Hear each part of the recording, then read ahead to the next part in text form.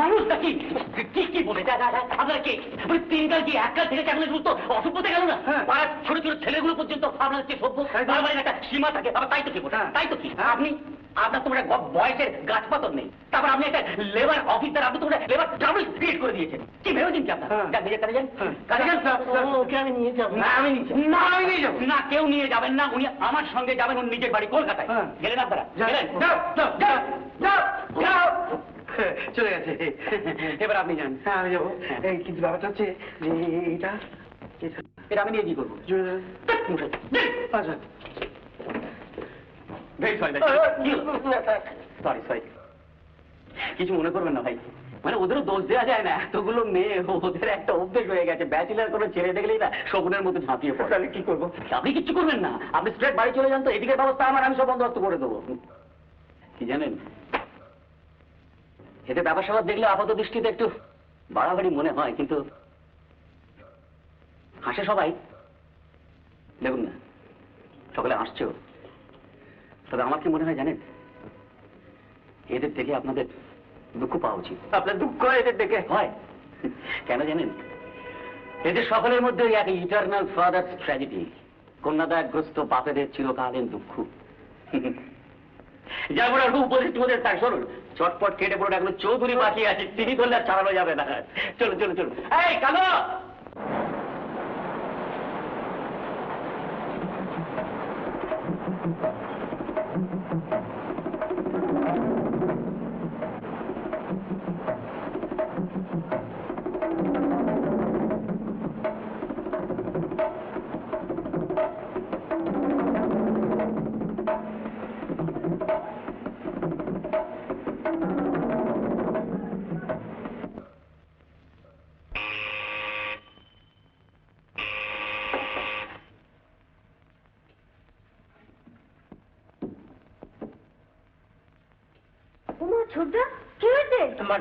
শিগগির একটু ডেটল নিয়ে আসো। ও বৌদি শিগগির এসো, ছোটদাকে কে মেরেছে? কে মারলো আবার? কি সর্বনাশ হলো, তোমার হাত কোথায় গেল? জামার হাতটা কে ছিঁড়ে নিল গো? বাপরে বাপ, হাতটাই ছিঁড়ে যায়। কি সর্বনাশ হলো গো? দাদা এসেছে? হ্যাঁ বাথরুমে। এসো, শুনবো কি হবে গো? এসো এসো তাড়াতাড়ি এসো। ওকে শুনছো? আরে খোলো খোলো, দরজা খোলো তাড়াতাড়ি। আরে দেখো কি সর্বনাশ হয়ে গেছে। সবসময় আর কি গলা ভালো লাগে আমার, খোলো না তাড়াতাড়ি, খোলো খোলো তাড়াতাড়ি খোলো। এই বাথরুমে ঢুকেও নিস্তার নেই, কি হতো? চেঁচামেচি করছো কেন? এই দাদা, তোমার ভাইকে না মেরে পাট করে দিয়েছে। কে মারলো? কে? মেয়ের বাপেরা। তো মেয়ের মায়েরা? তুমি চুপ করো। হ্যাঁ গো ঠাকুরপো, মেয়ের বাপেরা তোমাকে মারলো? না মানে আমাকে নিয়ে মারামারি করেছে। অনেক মেয়ের বাপ তো। তোকে শুধু শুধু মারলো? না মানে কোন মেয়ের বাপের বাড়িতে থাকবে এই নিয়ে মারামারি। তুমি চাকরি ছেড়ে দাও, ও চাকরি তুমি করবে না। চাকরি ছাড়বে কেন? তবে মেয়ের বাপগুলোকে একটু জব্দ করতে হবে। কি করে জব্দ করবে? ওরা কি মেয়ের বাপ? ওরা সব গুন্ডা। তো চৌধুরী কি দলের মধ্যে ছিল? না, তবে অ্যাটিটিউড আরো ডেঞ্জারাস। তুই যা, জামাটা ছেড়ে যাও। চলো। কি দেখো কি হবে? ছোটটা লেগেছে। দে আমাকে দে। ঝামেলা কোথায় লেগেছে দেখি? এই যে এখানে। ধরো এটা ধরো। এই শোন, এই চৌধুরীকে বলতে হবে যে বাবা অলরেডি তোর জন্য জলপাইগুড়িতে মেয়ে দেখে রেখেছেন, বুঝতে পারলে? অত মিথ্যের কি দরকার বাপু? আমার পিস্তত বোনের সঙ্গে ঠাকুর পর বিয়েটা দিয়ে দাও না। লাভ, টকের জ্বালায় পালিয়ে এলাম, তেঁতুল তলায় বাস। আমার পিস্তত বোনকে এতই খাই না? তাহলে যাও না, চৌধুরীদের দুমসি মেয়েটার সঙ্গে ঠাকুর পর বিয়ে দাও যাও। হ্যাঁ গো ঠাকুরপো, আমার পিস্তত বোনকে তোমার পছন্দ না? তোমার পিস্তত বোন মানে কপিলার কথা বলছো? কপিলা? হ্যাঁ, আরে কপিলা কি রে? কপিলা তো গাই গরুর নাম। উর্মিলা? তুমি কি গো ঠাকুরপো, সেদিন আমার পিস্তত বোনের সঙ্গে অতক্ষণ ধরে গল্প করলে নামটাই ভুলে গেলে? ওই ফচার আজকে ওই মেয়ের বাপেদের গুঁতো গুঁতিতে এই মেমারিটা কিরকম ডিরেল হয়ে গেছে। আচ্ছা তুই শর্মিলাকে উর্মিলা বলে কি আটকেলে? শর্মিলা? হ্যাঁ শর্মিলাই তো। আরে বাবা, আমাদের ফিল্মে শর্মিলা ঠাকুর নয়, তোমার পিস্তত বোন শর্মিলা। না, হ্যাঁ আমার পিস্তত বোনের নাম শর্মিলা নয়, উর্মিলা নয়, মঞ্জুলা। ওই হলো বাবা, ওই লালার মধ্যে আমরা সবাই লাট খেয়ে গেছি। দেখে তোর ওখানে থাকার কি ঠিক হলো? কিছুই ঠিক হয়নি। তারপর আবার চৌধুরী একটা বাড়ি ঠিক করেছে। আচ্ছা শোন, ওই চৌধুরীকে প্লিজ করার জন্য ও যে বাড়ি ঠিক করেছে আপাতত ওইখানে গিয়ে উঠবি। তারপর আমি গিয়ে সব ব্যবস্থা করবো। এ ফার্নিচার কে দিয়েছে?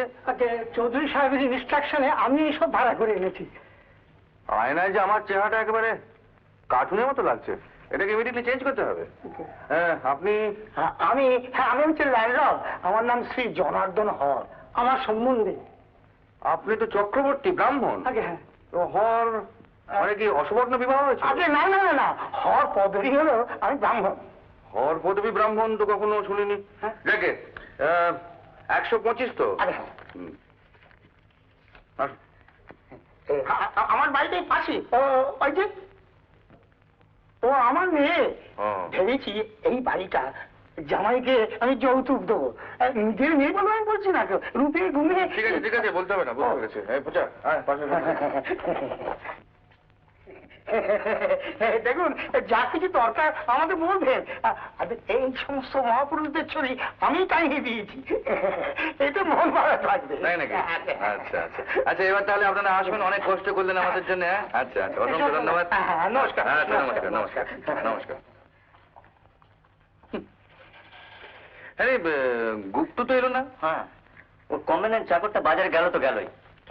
গুপ্ত বললে আসবো।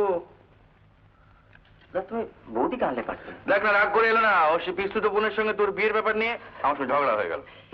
ওই তো কম্বিনেন্ট চাকরটা এসেছে। এই যে শোনো, তোমার নাম কি? আমার নাম শ্রী রাধিকা রায়। শুধু রাধিকা?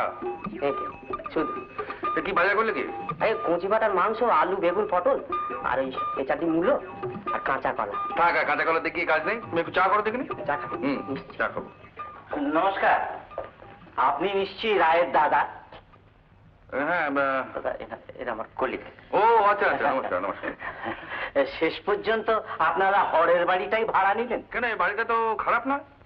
তবে আমি আপনাদের প্রাইভেটলি একটা কথা বলি, হরের পূর্বপুরুষরা ছিল ডাকাত, পিওর ডাকুইটস। আমার ঠাকুর দাদা ঈশ্বর বিশ্বনাথ বন্দ্যোপাধ্যায় এদের শাসন করেন, শোধন করেন। তাই নাকি? হ্যাঁ। এ কি, আপনার কপালে একটা জ্যোতি দেখা যাচ্ছে। জ্যোতি?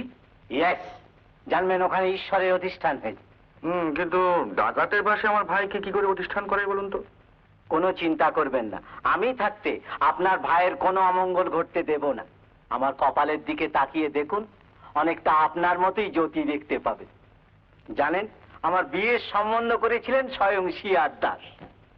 কে শিয়ার দাস? দেশবন্ধু চিত্তরঞ্জন দাস। ওই সময়টাই আমি তার সঙ্গেই দেশের সেবা করতাম। সঙ্গে ছিলেন নেতাজি, ডাক্তার বিধানচন্দ্র রায়, প্রফুল্লচন্দ্র ঘোষ। আপনার কোনো ছবি আছে? কেন, আমার ছবি কি হবে? আপনি তো মহাপুরুষ লোক মশাই, আপনার ছবি তো এদের পাশে বাঁধিয়ে রাখা উচিত। আমি এসেছিলাম আজ বিকেল বেলা, যদি আপনি আপনার ভাইকে নিয়ে আমার বাড়িতে একটু চা খান। আচ্ছা, সে যাওয়া যাবে কোন?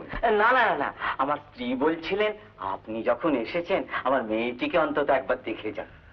আর কথা বলে শুনুন, আপনার মতো এত বড় ফ্যামিলিতে আমার ভাইয়ের বিয়ে সম্বন্ধ করবেন না। কেন? আপনাকে গোপনে বলে রাখি, আমার ভাইটি একটি মাতাল, জোচ্চোর, লম্পট, বদমাইশ, এখানে সেখানে পড়ে থাকে। তাহলে বলুন, সব জেনে শুনে কি আপনার মেয়ের জীবনটা আমি নষ্ট হতে দিতে পারি? চল, দাঁড়ালে কি করে? ওরই মতো গুল মেরে কি গুল দিলে? বললাম তুই একটা মাতাল, লম্পট, বদমাইশ, জোচ্চোর। হ্যাঁ, ঘাবড়াচ্ছিস কেন? বেজ তৈরি করছি, দেখ না। গুপ্তর সঙ্গে পরামর্শ করে আজ থেকে হুইসপারিং ক্যাম্পেইন চালু করতে হবে। কি করবে তোমরা? আমরা খালি ক্যাম্পেইন করে যাবো যে তুই মাতাল, লম্পট, বদমাইশ, জোচ্চোর। এই না হলে তোমাকে বাঁচানো যাবে না। বাবা, চাকরি নিয়ে টানাটানি হবে। চরিত্রহীনে কখনো চাকরি যায় না। আজকাল চরিত্রের অন্য ডেফিনেশন হয়ে গেছে। ওরে বাবা, চৌধুরী তুই সামলা। এই তো, নীতিশ এসছে শুনলাম। হ্যাঁ এসছে, মানে কোথায়? বোধহয় আপনাদের বাড়িতে গেছে। আমার বাড়িতে? আচ্ছা, ও আচ্ছা, বাহ, তো তোমার বাড়িটা ছোট হলো মন্দ না। কিরে, হ্যাঁ বেশ। তা এই একটা দুটো ঘর? দুটো দুটো। ওটা কি? ওভারটা একটু নোংরা আছে। নোংরা আছে? কি আছে, পরিষ্কার করা হয়নি? আচ্ছা, কি বলতে গেলে তোরা দেখবি, দেখি চলো। আর কি আছে লোক থাকো। হ্যাঁ, তাহলে এই ঘরটা কি বেডরুম করে যায়? কি বুঝবি না? কিন্তু প্রাইভেসি নেই, ওই বাড়িটা থেকে সব দেখা যাবে। আর ও পর্দা দিলেই হয়ে যাবে। হ্যাঁ, খাটটা কিরকম?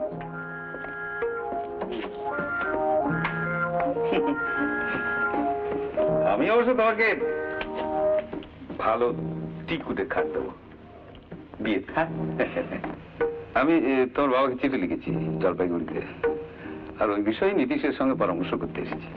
আগে দুপুরে তোমরা আমার ওখানে খাচ্ছ, হ্যাঁ? আমি নীতিশকে আটকে রাখছি, তুমি চলে আসো। আমাদের চাকরটা বাজার করে নিয়েছে। চাকর? চাকর কোথায় পেলেন? ডাক্তার গুপ্ত দিয়েছেন। হুম, উনি আজ দুপুরে এখানে খাবেন তো? আচ্ছা আচ্ছা, আমি চলি, নীতিশ বোধহয় অপেক্ষা করছি। হ্যাঁ, দাদা বোধহয় আপনার জন্য অপেক্ষা করছে। আচ্ছা।